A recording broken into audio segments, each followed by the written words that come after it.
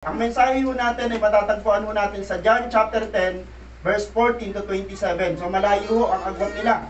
So from 14, lumakdang po tayo ng 27. So dalawang verses po ang ating pag-uusapan sa araw na to.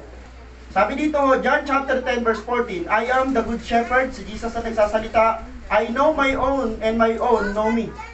Grabe, no? Malalim yung word, no? Sabi niya, I know my own and my own know me. Parang kakaiba. Sobrang lambing nito. Pag binasa niyo yan, pag halimbawang ikaw ang kausap ni Lord dyan, o ikaw ang sinusulatan ng Panginoon dyan, may something na mararamdaman ka dyan.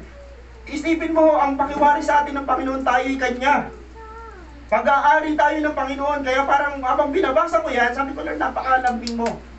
Ang sweet ng word na yan, I know my own and my own know me. Yun ang gusto ng Panginoon na in response, kailangan kung paano niya tayo tratuhin, ganun din dapat ang trato natin kay Lord. Bakit po? Relasyon. Okay, tingnan niyo po ang sabi sa 17. My sheep hear my voice and I know them and they follow me. Okay, the title of this message, The True Sheep of Jesus Christ. Okay, ang tunay na pastol ng Panginoon. Sabi sa Tagalog, ako ang mabuting pastol, kilala ko ang aking mga tupa at kilala ako ng aking mga tupa. Vice versa, kailangan ho sa magkarelasyon, magkakilala. At sabi sa 17, nakikinig sa akin ang aking mga tupa, nakikilala ko sila at sumusunod sila sa akin. Okay po. So bakit ko yan? Sabi dito, mahalagang pag-usapan natin ang mga mensahe na ito sapagkat sa panahon natin ngayon, mahirap na ma-identify kung sino yung mga totoong Kristiyano sa hindi. Agree ba kayo doon? Agree ba kayo?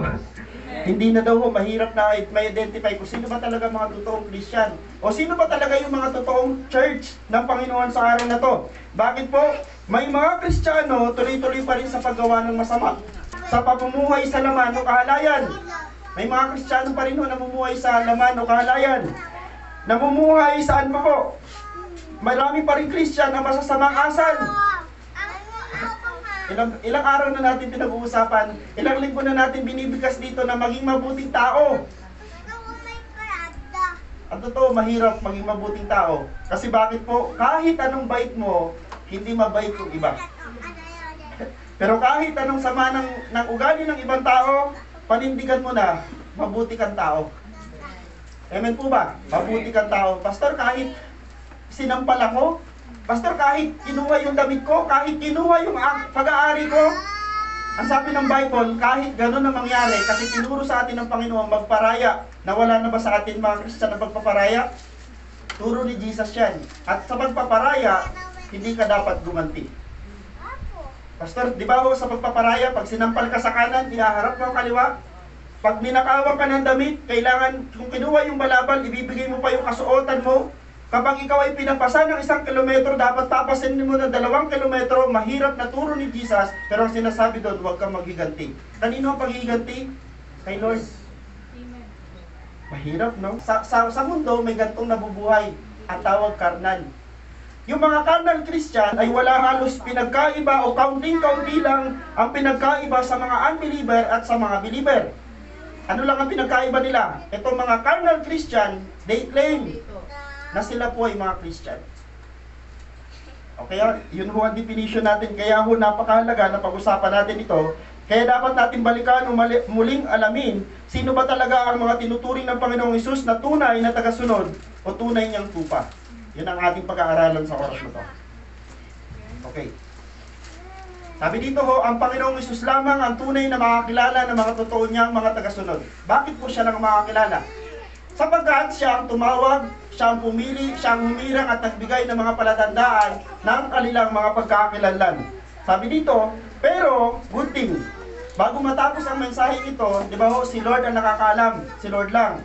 Pero matapos ang mensahe ngayong araw na to, ma-identify mo na kung ikaw ay totoong tupa o totoong Kristiyano sa harapan ni Lord. Yun ang sisiguraduhin natin. Okay, ito ang tanong na sasagutin natin. Who are the true sheep of Jesus Christ? Mahaba ho ang point number 1. Okay, point number 1, sino daw po ang totoong tupa, mga tupa ni Jesus Christ? Number 1, they are those people who have a personal relationship with the Lord. Sinigurado ng verse ng John chapter 10 verse 14 na ang mga tunay na tupa ng Panginoon ay mga tupa o mga tao na may personal na relasyon kay Jesus. Okay, basahin natin. Sabi dito, John chapter 10 verse 14, I am the good shepherd, I know my own and my own know me. Sabi sa 17, and I know them. Grabe, no? Sa Tagalog. Ako ang mabuting pastor, kilala ko ang aking mga tupa, at kilala ko ang aking mga tupa. Sabi niya dito sa 17, nakikilala ko sila. Malinaw ano? Okay. Number 1, sabi ni Jesus Christ, ang mga tupa niya ay kilala siya. Kilala niya. Number 1 yun. Pangalawa, sabi niya, ang mga tupa niya, kilala siya. Bakit po? Balikan ko lang. Sa relasyon, dapat parehong kilala nila ang isa't isa. Pag hindi natin kilala ang isa't isa, tapos sinasabi mong karelasyon mo siya, o mayroon kayong ugnayan, hindi ho solid yung inyong relasyon. Pero kay Jesus Christ, sinigurado niya, maayos o maganda ang relasyon niya sa isang tupa, dahil yung tupa kilala niya, at sabi niya, yung tupa, kilala siya. Aralin natin yan. Aaralin po natin yan. Sabi dito, katulad dito ng relasyon ng ama sa anak, sabi ng Panginoon, kung paano akong kilala ng ama, walang iba nakakilala sa ama, kundi si Jesus Christ. Tandaan nyo, nung bumaba si Jesus Christ galing sa langit, pagbaba ni Jesus Christ, sinabi niya sa mga disipulo, sinabi niya sa lahat ng mga tao, may ama sa langit. Tama? So, ang ama at ang anak ay malinaw ang relasyon. Bakit po malinaw? Dahil kilala nila ang isa't isa. Katulad din po ito dapat sa mag-asawa. Ang mag-asawang kilala ang isa't isa, sila ho yung may matitibay na mga relasyon. Okay ho? Sila ho ang may matitibay na relasyon. Tingnan nyo ho, the moment ang isang karelasyon ay hindi magkakilala, o isa lang ang may kakilala, tulad nito. Sabi ni Jesus Christ sa Mateo chapter 7 verse 21, hindi lahat ng tumatawag sa akin, Panginoon, Panginoon, ay papasok sa kaharian ng langit. Kilala ba ng mga taong ito si Jesus? Kilala. Kasi sabi ng Panginoon, tumatawag sa Kanya, kilala po si Jesus. Pero ang problema, at papasok sa kaharian ng langit, kundi ang mga taong sumusunod sa kalooban ng aking Ama na nasa langit. Sa araw ng paghuhukom, maraming magsasabi sa akin, Panginoon, hindi ba't sa iyong pangalan ay nangaral kami, kilala si Jesus? Okay? Nagpapalayas ng mga demonyo at gumagawa ng mga himala, ngunit sasabihin sa kanila, hindi ko kayo kilala. Ang isa sa pinakamahirap kung mayroon kang karelasyon, hindi ka kilala ng karelasyon mo. Si Jesus Christ, sabi niya, hindi, sa isang relasyon dapat kilala niya yung karelasyon niya. Kasi yung mga tupa ni Jesus Christ, kilalang kilala ni Lord. Pero may mga tao na nag-a-attend dito sa 7, sabi nila, Panginoon, sa huling panahon, maraming magsasabi sa harapan ng Panginoon, Lord, Christian po ako. Lord, naglingkod po ako sa iyo. Lord, ibinigay ko po ang buhay ko sa iyo. Pero ang sabi ng Panginoon, depart from me. Hindi kita kilala. Lumayo kayo sa akin, mapaggawa ng kasalanan. Bakit sabi ni Lord hindi niya kilala? Isa lang ang reason, hindi sumusunod sa kalooban ng kanyang Ama. Kapatid, napakahalaga sa isang relasyon na mayroon tayong submission. Amen. Mayroon dapat tayong pagpapasako. Sabi niya, isa sa pinakamahirap na salita na pwede marinig ng isang tao, I never knew you, depart from me, you workers of lawlessness. Lumayo kayo sa akin, mapagawa ng masama. Darating ang panahon, pare-pareho tayong haharap kay Lord. Ang tanong, prepare ka ba sa pagharap mo kay Lord? Dahil ang tanong ng Panginoon, at that time, ginawa mo ba ang pinagagawa ko sa iyo? Individually, may pinagagawa si Lord sa atin. So una, kilala dapat siya ni Lord. Dahil pag hindi siya kilala ni Lord, hindi siya makakapasok sa kaharian ng langit. Okay, yung pangalawa, una yung kilala si Lord. Pangalawa, kilala ako ng aking mga tupa. Sino si Jesus para po sa inyo? Sagot. Sino po? Sa simbahan na ito, kilala po ba ninyo si Jesus? Siguraduhin po ninyo na kilala niyo si Lord. Dahil kung kilala ka ng Panginoon, ang kasunod dapat noon, good thing na pag kilala ka ni Lord, good thing. Pero ang pangalawang tanong, sino si Lord para sa'yo? May sasagot ka ba pag tinanong ng Panginoon sa'yo sa oras na ito, anak, o sasabihin ng Panginoon, sino ako sa'yo? May sagot ka kahit isa lang. Sige nga po, dito sa side na to. Sino si Jesus dito sa side na to? Tagapagligtas at Panginoon dito sa side na to. Wala. Hawa mo naman si Lord. Dito ho, pastor daw si Lord. Okay? So, titingnan natin, bakit ho napakahalaga yan? Sabi dito ho, tingnan nyo ang sabi. Okay, balikan ko lang ha. Sabi dito ho, I am the good shepherd. Kilala ko ang aking mga tupa at kilala ko nila. Pag binasa ho natin dito, narinig nyo na po ba yung Apostle Creed? Narinig nyo na po ba yan, Apostles' Creed? Pag sinabing Apostles' Creed, yan yung pananampalataya, yan ang confession ng mga disipulo. Pakinggan nyo, baka narinig nyo na to.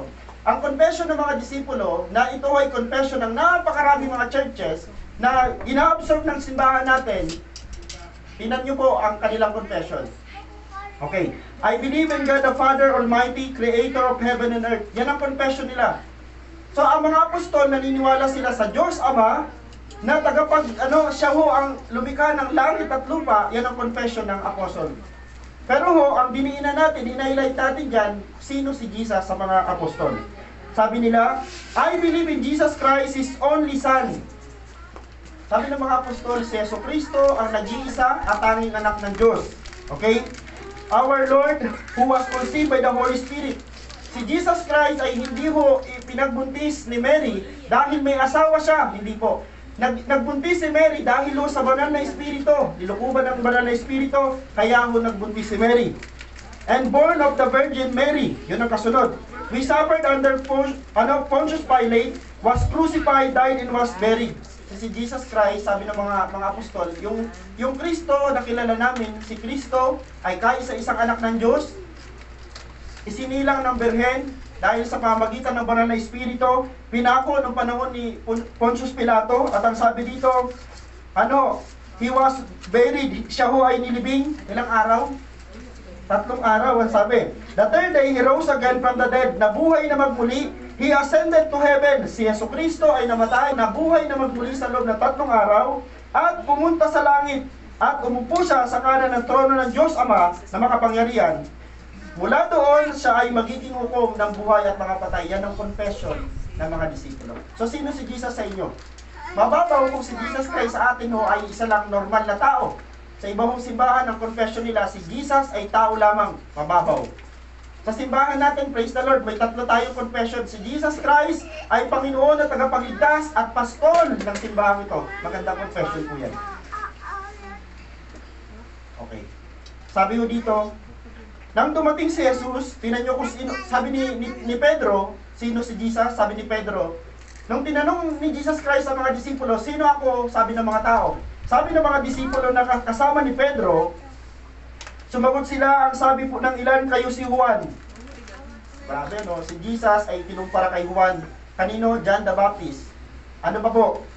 Kanino ba ikinumpara siya? Kinumpara siya kay Elias, isang propeta. May nagsabing kayo si Jeremias, ang isa naman mo ay mga propeta. Inulit ang tanong. Kayo po, sabi niya, sino ako?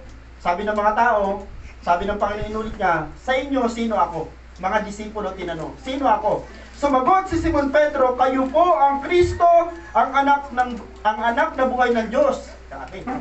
At dahil sa confession na yon, sinabi ni Lord sa 18, sinasabi ko sa iyo, ikaw ay Pedro, at sa ibabaw ng batong ito ay tatayo ko ang aking iglesia, at ang kapangyarihan ng kamatayan ay hindi magtatagumpay laban sa iyo. Dahil sa confession ni Pedro, nag-declare si Lord, sa batong ito, itatayo ko ang aking iglesia. Kaya nagkaroon ng iglesia ni Kristo. Yan ang verse nila. Ang verse nila ho, Mateo chapter 16 verse 18, yan ang verse ng mga iglesia ni Kristo. Pero sino mo talaga ang pinaka-reason bakit nag-declare si Lord ng gano'n? Dahil kay Pedro. Bakit to? Tama ang confession ni Pedro. Mga kapatid, the moment na may nagtanong sa'yo, ano ho ang pagkakilala nyo kay Jesus? Huwag nyo kakalimutan, siya ay anak ng Diyos. Siya ay anak ng Diyos. Okay, ano sabi ni Paul? Ito naman ang sabi ni Paul. Sabi ni Pedro, Panginoon, kayo po ang anak ng Diyos na buhay. Pangalawa, sabi naman ni Paul, for Paul, Jesus is the resurrected Son of God. Hindi nawala yung anak ng Diyos. Nabuhay na anak ng Diyos. Na naninirahan sa mga mananampalataya. Siya ay tagapagligtas ng mga makasalanan. Huwag niyo kakalimutan. Si Jesus Christ ang kaisa-isang tagapagligtas ng mga makasalanan. Wala nang iba. Hindi simbahan, hindi pastor, hindi hulong kusino. Si Jesus Christ lang ang nag-iisang tagapagligtas. Bakit po? Si Yeso Cristo ang Panginoon ng simbahan. Yan ang kay Pablo. Malinaw po ba? Yun na yung kay Pablo. Ngayon, Dapat, alam mo, ang statement of faith ng church na dinadaluhan mo, ito dapat ang unang tinatanong. Wala akong nagtatanong nito ni isa man. Pag may pumupunta sa simbahan, wala akong nagtatanong nito. Ni nagsabi, Pastor, ano ho ang statement of faith ng simbahan? Pag sinabing statement of faith, ano ho ba ang pananampalataya ng simbahan ninyo? Ngayon ho, ipapakita ko sa inyo ang statement of faith ng JCCF. Ang statement ho ng JCCF, the moment may nagtanong sa inyo, ito ang una. Naniniwala tayo sa isang Diyos na may tatlong persona. Huwag niyo kakalimutan ng simbahan ng JCCF, naniniwala tayo sa isang Diyos, hindi ho tatlo ang Diyos. Ang Diyos ay isa, pero may tatlong persona. Magkakaiba ba sila? Magkakaiba sila, pero sila ho ay isang Diyos. Ang hirap ipaliwanag niyan. Parang dito, may nagsabing pastor, mahirap daw, yung itlog daw ho, ang itlog daw ho ay isang itlog, may white, may shell, may white, may yolk. So, isa. Pero ang isa sa magandang narinig kong paliwanag sa isang Diyos na tatlong persona ay katulad ng isang Pilipinas na may tatlong kapuluan. Tama? May Luzon, Visayas at saka Mindanao. Ang Luzon ay hindi yung Visayas, pero ho, Pilipinas siya. Ang Visayas ay hindi Luzon, pero Pilipinas siya. Okay? Nag-gets po ba? Magkakahiwalay, pero isa lang yung Pilipinas. Ang Diyos ay isa, pero may tatlo siyang separated na persona. Bakit po? Magkakaiba sila ng function. Okay? Yung Diyos Ama nag-send kay Jesus Christ, si Jesus Christ nag-fulfill ng kanyang mission, at ang banal na Espiritu, ang pinalit kay Jesus, nung panahon na nasa grid, o nagdadalamhati ang mga tao, dahil siya yung kaaliwan. Naniniwala tayo sa isang Diyos na may tatlong persona. May magtanong sa inyo, anong statement of faith ng church? Kami ho ay may isang Diyos, pero may tatlong persona. Naniniwala tayo sa banal na Espiritu. Naniniwala tayo na ang tao ay nilalang sa wangis at anyo ng Diyos. Tandaan nyo ho, yung katabi nyo, yan ay Imago Dei. Yan ay nilikha ng Diyos sa kanyang larawan mismo. Kasi sabi ng Bible, tayo lahat ay nilikha ng Diyos sa wangis at sa kanyang anyo. Okay, asa na ba? Diyos? Okay, nagkasala, kaya kailangan ng tagapagligtas. Yun ang problema, no? Nilikha tayo nakawangis ng Diyos, perfecto, pero nagkasala si Eva at Adan, kaya kailangan natin ng tagapagligtas. Naniniwala tayo sa Biblia, sa salita ng Diyos na binubuo ng 66. Bakit kailangan yung word na declaration 66? Kasi ang Bible natin, hindi katulad ng Bible ng ibang mga sekta o ng ibang mga reliyon. Sa iba ho, 73. Ang 66 books ay nasala, 39 sa lumang tipan at 27 sa bagong tipan. Yan ang pagkakilala. Then last, naniniwala tayo sa muling pagbabalik ng ating Panginoong Hesus. Ito ang ating dakilang pag-asa. Naniniwala ho ang simbahan ito sa rapture. At naniniwala ang simbahan ito sa second coming. So yan ho ang ating statement of faith. Kahit ho isa dyan, huwag nyo kakalimutan. Okay, balikan ko lang. Sabi dito ho, sa isang relasyon, dapat kilala ho natin ang isa't isa. Yan ho ang sabi ng Jesus Christ, kilala ko ang aking mga tupa at kilala ako ng aking mga tupa. Pangalawang points ho natin, okay, who are the true sheep of Jesus Christ? They are those people who hear His voice. Pangalawang puntos natin, sino daw ho ang mga tunay na tupa ni Jesus Christ? Una, yung mga tupa na karelasyon si Jesus. Pangalawa, they are those people who hear His voice. Ito yung mga tao na pinakikinggan ang tinig ng Panginoon. Okay, John chapter 10 verse 27a, my sheep hear my voice. Okay? Sabi dito sa Tagalog, nakikinig sa akin ang aking mga tupa. Hindi po ito literal na tinig dahil hindi natin naririnig ng literal ang tinig ng ating Panginoon. Bagkus, tumutukoy ito sa gabay ng Panginoon. The moment ho na may marinig natin ho ang tinig ng Panginoon, ang ibig sabihin ho ng tinig dyan ay una, gabay. Tandaan nyo, marami ngayon sa social media, hindi lahat ho na nangangaral sa social media ay tama ang pinapangaral. Kaya nga ho, pag di ba, minsan nag-share tayo, nire-share natin yung post ng ibang mga preacher, wala hong problema kung yung mga preacher na yon pinakinggan mo ng mabusisi. Dahil may mga preacher ho na nandyan sa social media na pag nirepost natin ang kanilang mga shiner, baka ho taliwas sa turo ng Panginoon. Tandaan natin, ang mga tunay na tupa ng Panginoon, alam ang tinig ni Jesus. Ano ibig sabihin ng word na alam ang tinig? Alam natin yung kanyang gabay, alam natin yung kanyang turo, alam natin yung kanyang pangaral, dahil ang turo at pangaral ng Panginoon ay purong katotohanan. Amen. Kaya ho napakahalaga, pag nakakita tayo ng mga post na dito nakalinya, naka-align sa salita ng Panginoon, then truth po yan. Yan po ay talaga tunay na katotohanan. Okay. Tingnan mo natin yung sample dito. Juan chapter 10 verse 4 to 5, kapag nilabas na siya'y nangunguna sa kanila at sumusunod naman ang mga ito, sapagkat kilala nila ang kanyang tinig. Hindi sila sumusunod sa iba, kundi tatakbong papalayo sapagkat hindi nila kilala ang tinig ng iba. Kung ikaw ay talagang tupa, kung ikaw ay tunay na mananampalataya ni Hesukristo, pag once na narinig mo yung tinig ng mga ngaral, na hindi naman katulad ng tinig ng salita ng Panginoong Hesus, hindi mo siya i-welcome. May mga false prophet at may mga false teacher. Mag-ingat po tayo dyan. Okay, sabi dito, dapat ganito ang asal natin kapag hindi tinig o turo ng Panginoon ang ating naririnig. Dalawa, hindi sila sumusunod. Pangalawa, pag naririnig nila ho na may parating na ibang turo ang daladala, ang pangalawang ginagawa ng mga tunay na tupa ni Jesus Christ, mga tunay na mga Christian, tumatakbo sila palayo. Ibig sabihin, umiiwas sila na mapakinggan yung ibang turo na dala. Okay? Tandaan po natin yung verse na yan. Okay, hindi sa Panginoong Hesus ang mga taong ayaw makinig sa tinig niya. Huwag nyo nang ipilit ang salita ng Diyos sa mga taong ayaw. May mga tao talaga na hindi kay Jesus. Sino sila? Tingnan nyo sa John chapter 10. Ngunit ayaw ninyong maniwala sapagkat hindi kayo kabilang sa aking mga tupa. Sinong kausap ni Jesus? Mga Hudyo. Si Jesus Christ ay Hudyo. Siya ay Israelita. Pinaligiran siya ng mga Hudyo at sinabi sa kanya, hanggang kailan mo kami paghihintayin? Sabi ni Jesus Christ, ang tanong kay Jesus Christ, ikaw ba si Jesus? Ang Kristo? Sabi ni Jesus, ako. Pero ang sagot ng mga Hudyo, hindi ikaw. Tingnan mo, minsan may mga tao, magtatanong, maghahanap ng katotohanan, pag in-offer mo ang katotohanan, ayaw nila. Bakit po? Ang gusto nilang marinig ay kasinungalingan, ang gusto nilang marinig ay mabulaklak ng mga salita. Ngunit ayaw niyang maniwala sapagkat hindi kayo kabilang sa aking mga tupa. Okay, huwag kayong mag-alala. Kung may mga kilala kayong tao na ngayon na hindi nyo naaakay, may tanong na pwede ko sabihin sa inyo, sabi ko sa inyo sa araw na to, pwede kayong magtanong, kay Lord ka ba? O kay Lord ba sila? May good thing. May intervention na kaya pang gawin si Lord. Kasi may mga tao nauuna, may na tao nahuhuli. Kung ikaw yung nauna, at sila yung nahuli, hindi ibig sabihin hindi sila kay Lord. May mga tao na nahuhuli talaga.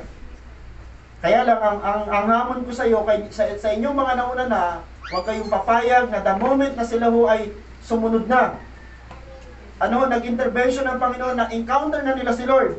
Huwag kayong papayag na sila yung nag-uumapoy, kayo naman yung palamig. May ganon nangyari. At marami na sa simbahan ng ganon ang case. Yung inakay niya, nagtuloy, yung nag-akay, nag-backslide. Diba? Isa yung napakalaking trahedya. Napakalaking trahedya. Okay, last point. Who are the true sheep of Jesus Christ? Panghuli po, they are those people who follow Him. Ang mga totoong Kristiyano, mga totoong tupa ni Jesus Christ ay yung mga taong sumusunod sa Kanya kalooban. Saan natin nakita yan? John chapter 10 verse 27, then they follow me. Sabi niya. Tira nyo nga sabi dito. Sabi dito yung salitang they follow me, sorry sa word. Ito and they follow me, sabi niya dyan, yung word na they follow me, ibig sabihin yan, yung mga tupa, yung mga disipulo ng Panginoon, na sumusunod sa Kanya, ang ibig sabihin nun, tinutularan yung Kanyang wangis. Kaya nga, sabi ko sa inyo, ang pagiging mabuting tao ay normal dapat sa mga Christian, kasi sino modelo natin? Si Jesus. At isa sa pinakamahirap na modelo ng Panginoon, kahit inaapi na siya, kahit sinasaktan na siya, siya'y tupa na hindi umiimik. Napakahirap gawin yun kasi sa panahon natin ngayon, maraming Kristiyano pumapalag na. Tama po ba? May mga Kristiyano pa ba na nandito na hindi na napalag? Meron pa? Grabe. Grabe po. Ang hirap mabuhay bilang Kristiyano. Kasi isa sa utos ng Panginoon na napakahirap sundin, pagpaparaya. Napakahirap po gawin nun. Pero isa yun sa utos ng Panginoon dahil ang mga tao sumusunod kay Lord, tinutularan ng Kanyang imahe. Pangalawa, naglilingkod sila katulad ng mga disipulo. Ang simbahan ay hindi nagre-raise ng miyembro. Babalikan ko lang paulit-ulit. Ang simbahan ay hindi nagre-raise ng miyembro. Ang simbahan ay nagre-raise ng disipulo. Bakit? Yun ho ang Great Commission. Ang Great Commission natin ho, go and make disciple of all the nation. Ang simbahan nagre-raise hindi ng miyembro. Ang simbahan nagre-raise ng mga disipulo. Ang tanong, disciple ka na ba? Pag sinabing disciple, willing ka mag-abot ng ibang tao. Pag sinabing disciple, hindi na ikaw yung mag-aalagain, ikaw na yung mag-aalaga ng iba. Kapatid, yan ang mission natin. Hindi natin mission sa simbahan na magpaalaga lamang. Ang mission natin sa simbahan, dumating tayo sa maturity na tayo naman na mag-aalaga ng mga tupa. Tama? Matutuho tayo mag-win ng mga tao, at yung i-win natin mga tao, huwag nyo kakalimutan na sila ho'y mahalin. Yan ho ang utos sa atin. Okay? Imposibleng hindi sumunod ang isang tao sa Panginoong Hesus kung may relasyon at kilala niya si Lord. Imposible. Okay? Bakit po? Tiyak na mababago ang kanyang buhay. Imposible ang isang taong kilala na si Lord, na-encounter na si Lord, hindi nagbago ang buhay. Imposible. Ito yung mga taong totoong na-encounter si Lord. The moment na nakilala mo si Lord, the moment na narinig mo ang tinig ng Panginoon at na-encounter mo siya personally, ito ang sigurado, imposible na hindi mabago ang iyong buhay. Amen. Pastor, bakit kaya ganito pa rin ang buhay ko? Paulit-ulit pa rin ako, pabalik-balik pa rin ako sa kasalanan, pabalik-balik pa rin ako sa dilim, kahit kinuha na ako ng Panginoon, kasi decision natin yun. Pero ang Panginoon na karelasyon natin, mayat maya na nagsasabi, wag. Minsan, hindi na natin marinig ang tinig ng Panginoon sa ating isip, sa ating puso. Bakit po? Napakalakas ng tinig ng laman. Paano natin susupilin ang laman? Buti na lang, tinuruan tayo ng Panginoon. The moment na inaatake ka ng laman, mga lalaki, pag inaatake kayo ng laman, anong utos ng Panginoon? Mag-pray. Yun lang ang susi. Diba? Sabi ng Panginoon, para hindi daw tayo matukso ng laman, kahit sa mga babae, kung may mga time na tutukso kayo, na natitem kayo, kapatid, ang payo ko sa inyo, eto, labanan nyo sa prayer. Gusto mo magtagumpay sa mga maliliit na pagsubok o maliliit na tukso, mag-pray. Tiyak na mababago ang buhay ng isang tao na totoong na-encounter ang Panginoon. In conclusion, dito na tayo, natatapos na tayo. In conclusion po, malinaw na sinasabi ng Panginoong Hesus na ang kanyang mga totoong tagasunod ay ang mga taong, sabi dito, may totoong malalim at personal na relasyon sa Kanya. Babalikan ko lang po, hindi porke ho hindi kayo nakakapagsimba ay wala na kayo relasyon sa Panginoon. Hindi naman ho yun hindi ho ang basihan ay laging magsimba. Hindi ko rin sinasabi huwag kayo magsimba. Pero ho, ang pakikipagrelasyon sa Panginoon ay araw-araw. Kawawa naman si Lord kung linggo lang mo siya karelasyon. Tama? Ay pastor, karelasyon ko si Lord ng Lunes hanggang Sabado, pero baliktad naman. Sa linggo ho, iba ang karelasyon ko. Baliktad. Ang sinasabi ko dito ho, kapag nakipagrelasyon tayo kay Lord, dapat kay Lord na tayo. Nandun ka sa trabaho, wag mong isipin na wala si Lord doon. Kasama nga natin si Lord lagi. Tama? Kahit saan tayo, ano man ang ginagawa natin, tandaan natin, dapat yung relasyon natin kay Lord ay solid. Ang sarap sa pakiramdam na may karelasyon ka na hindi mo man ka-chat, hindi mo man lagi mini-message, pero lagi ka nilalambing, lagi kang pinapalakas, at lagi sinasabi sa'yo, nandito lang ako sa tabi mo. Siya yung tunay at the best na karelasyon. Kasi yung asawa natin, kung may asawa ko kayo, lagi yung sasabihin, sige, sana protektahan ka ni Lord. Protektahan ni Lord, pero hindi niya sasamahan. Kasi isa lang din ang kanyang katawan. Si Lord, ang pinaka-the best na karelasyon, kasi kasama mo siya kahit anong sitwasyon ng iyong buhay. Pagod ka na ba? Sabi nga kanina ng verse, lumapit ka kay Lord. Ay, ang lapit-lapit lang ni Lord sa atin. Minsan, sa sobrang lapit ng Panginoon, wala lang tayong faith. Andito lang si Lord, pero parang ang layo-layo ng katuwang natin kasi nawala yung faith.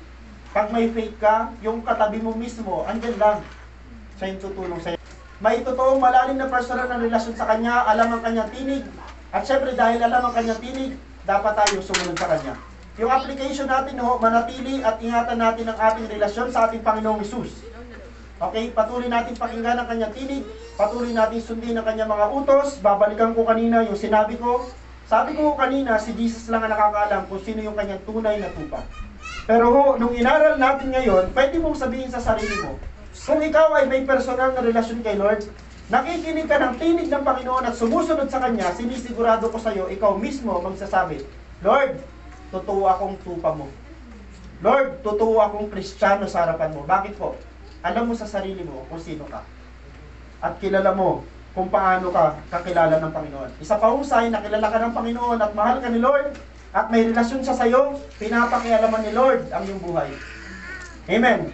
Kapag ang isang tao ay para sa Diyos, hindi siya papayag na hindi siya makabalik sa Diyos. Bakit po? Ang sa Panginoon ay para sa Kanya talaga. Amen po. Sa Diyos, ang pinakamataas na papuri. Palakpakan po natin ang Panginoon.